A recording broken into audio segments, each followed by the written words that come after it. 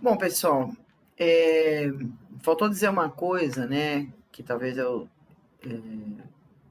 pudesse ter colocado antes, né, ter falado antes, que a questão é a seguinte, ó,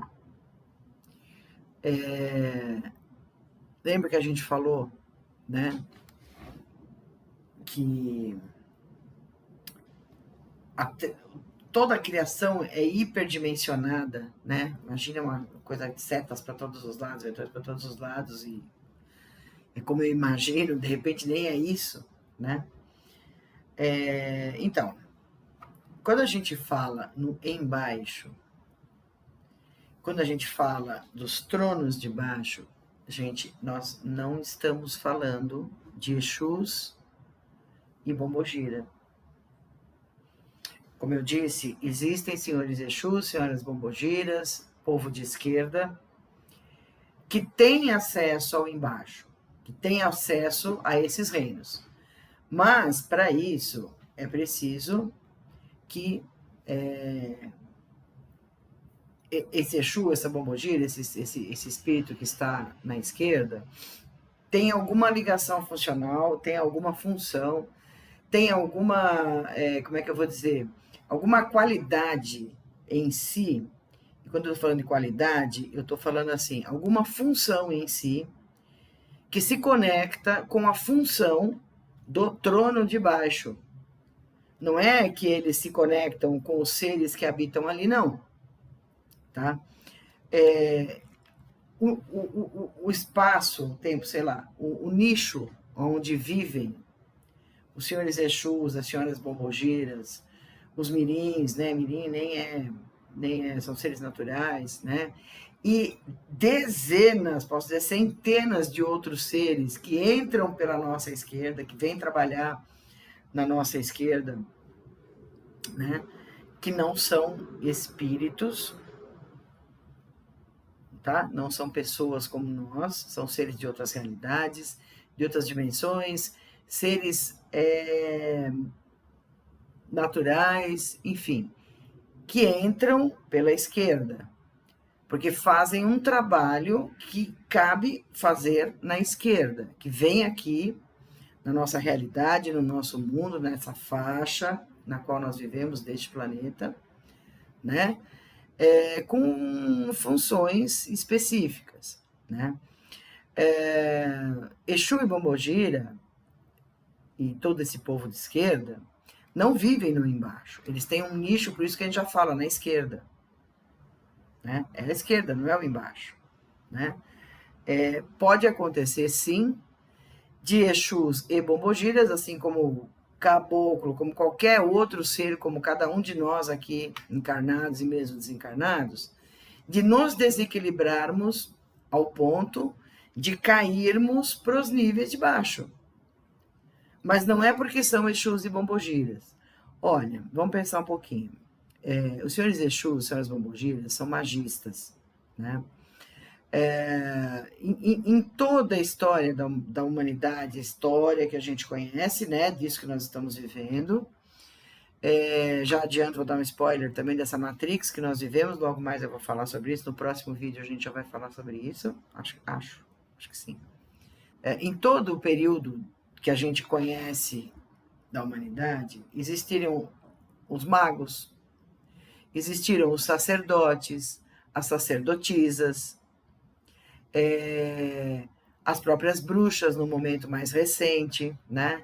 Mas nós temos aí, ó, os druidas, nós temos os hititas, nós temos os egípcios, nós temos os indianos, né? Nós temos o povo cigano, nós temos mesmo budistas e mesmo católicos, que o catolicismo já foi uma religião magística, né? Hoje só lá dentro do Vaticano, sei isso de fontes, porque trabalhei com os padres 17 anos, né? Enfim, então assim, todas essas pessoas que têm esse conhecimento, que sabem manipular os elementos da natureza, né? Que são os magos, bruxos, né? Estão trabalhando aonde hoje? Na Umbanda. né? Em que outro lugar que eles vão trabalhar, né? Com esses conhecimentos que eles têm. A Umbanda é a religião magística mais divulgada. Aqueles que estão mais ligados a resolver questões passadas, a recuperar experiências, a refazer experiências agora de forma positiva, geralmente estão na esquerda, né? Mas isso a gente, desses antepassados nossos aí, de magos, de bruxos, de sacerdotes e sacerdotisas, né? Estão em todas as linhas da Umbanda, né? Então, os senhores Exus, as senhoras Pombogiras e todo o povo de esquerda tem propósitos e tem funções, eles não estão no embaixo. Eles não estão presos ao reino das ilusões, que é o lá embaixo. Não estão no inferno, né? Quem é o Guardião da Meia-Noite, do mestre Rubens, sabe a quantidade de livros que, de repente, o cara que pisou no tomate escorregou, né? Mas não é à toa que ele escorregou ao ponto de, né, ser exunizado, ser puxado para uma falange de Exu, que é uma falange de regeneração, né? Com certeza ele já tinha outros conhecimentos. E aí entra para aquelas bibliotecas imensas lá, né? E vão reconstruindo partes de suas vidas nas quais pisaram no tomate, nas quais precisam regenerar, né? Não é nem regenerar, perdão, acho que a palavra mais legal é reconstruir algo que foi destruído em alguma fase da vida e em algum aspecto da vida, né? Muitos, e eu vou dizer aqui com bastante propriedade, porque eu tenho alguns lá na casa, saíram do processo reencarnatório, já superaram isso, mas escolheram, neste momento, nessa faixa que nós estamos, né, de continuar o seu projeto, o seu processo evolutivo pela esquerda, né, ajudando as pessoas, se ajudando, se recompondo e recompondo as pessoas às quais eles se associam, às quais eles ajudam, né? Então, é muito delicado dizer que um Exu vem do inferno. Tem aqueles que têm ponto de força lá dentro. É muito diferente, tá? Trabalham porque tem a especialização, tem a condição de trabalhar lá no embaixo. Tem dentro da sua, vamos dizer, constituição de essência, e a essência vem do Criador, né? Tem essa função, tá? Eu acho que a expressão melhor é função, tá?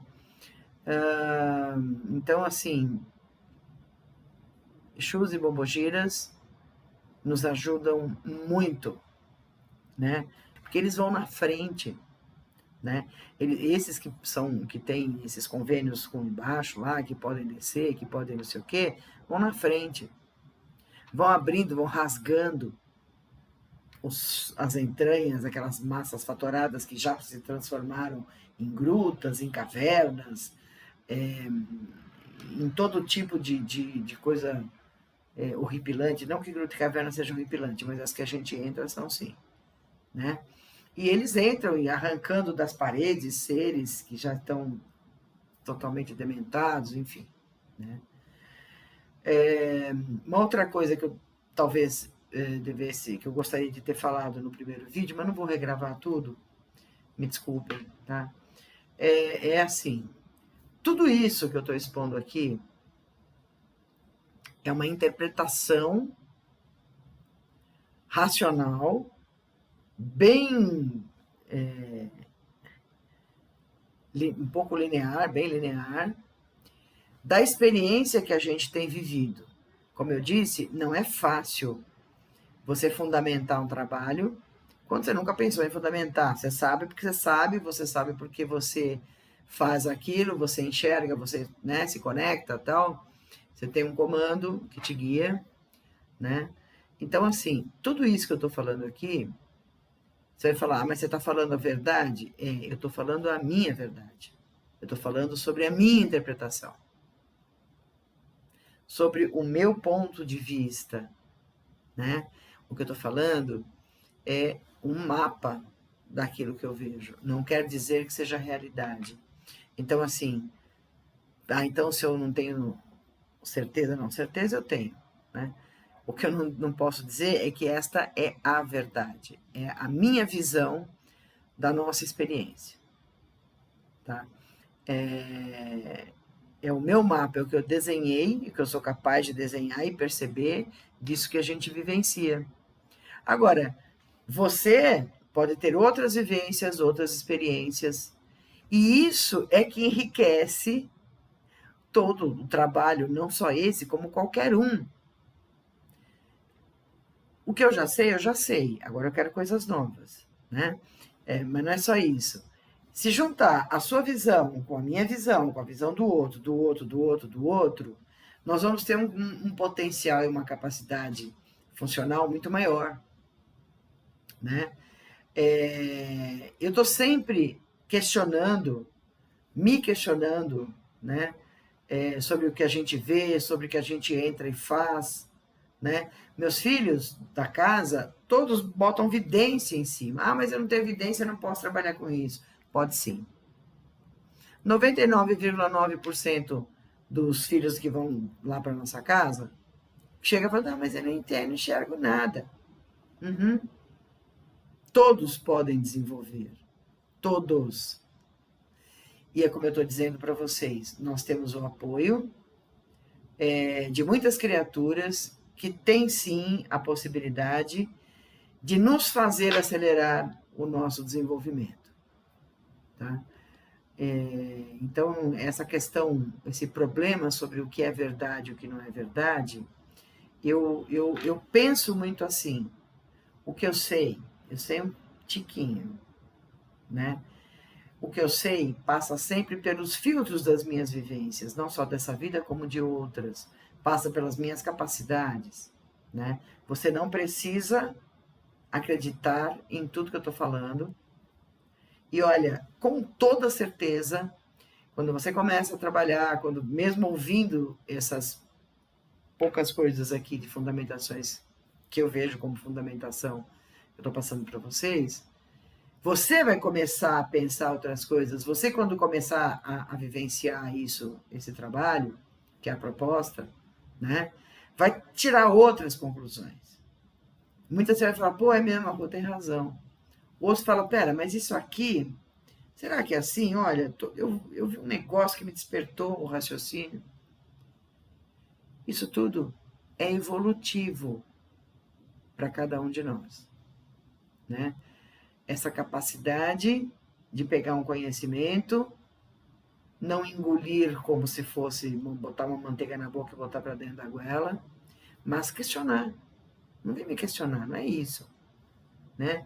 Não vem dizer, não faça o papel daquele que fala, não, eu sou contra tudo. Não, eu tenho que questionar, eu tenho que achar um ponto falho aí. Você pode achar, você não vai achar um ponto falho, cara, você vai achar muitos, né? Mas o que eu quero dizer é assim, questionem tudo que verem, tudo que ouvirem, façam as suas próprias interpretações, e pode ter certeza que a sua interpretação também não é a verdade. É sempre um desenho daquilo que você está vendo, né? Então, é isso aí que é muito importante.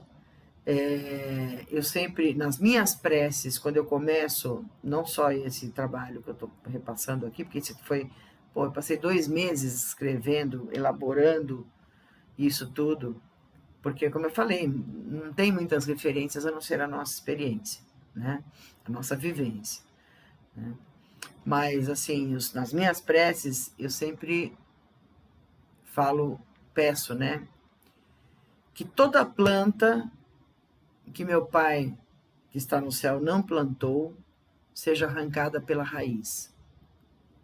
Planta, conhecimento. Raiz, que é a esquerda, e que todas as forças divinas tirem fora todo o conhecimento enganoso que eu possa estar passando sem querer, né?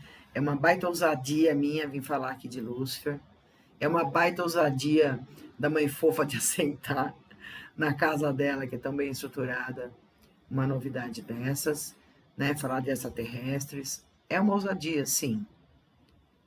Mas o resultado que a gente tem nos trabalhos é incontestável. Então, mesmo que os princípios não sejam exatamente esses, né? Eu juro que eu dei o meu melhor para extrair isso, né? Você vai formular outras coisas e vai enriquecer o trabalho, porque é assim que tem que ser. Eu falo muito para meus filhos, um dia eu vou ficar velha, que não me chame de velha agora porque eu não sou ainda, apesar de 62, e pode ser que eu fique com a mente um pouco mais cristalizada.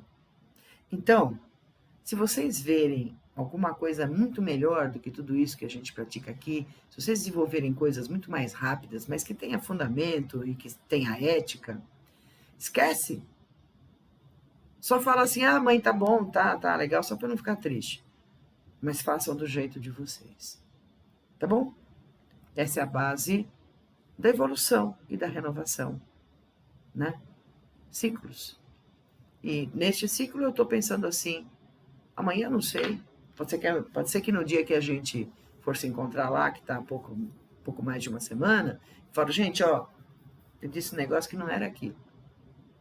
E isso, no mestre Rubens Saraceni, foi o que mais me atraiu de seguir, de fazer quase todas as magias, de ouvir, de acreditar como verdade. Porque quando ele tinha uma informação diferente da que ele já tinha passado, ele chegava e falava, gente, eu me enganei, hein? Não era nada daquilo, hein? Os caras aí, não sei o quê, eu não entendi direito, blá, blá, blá. Eu tenho novas informações. E é isso. Porque aquilo que não se transforma, aquilo que não se renova, cristaliza. E fica denso e vai se aproximando cada vez mais do trono das ilusões. Tá bom? Até mais.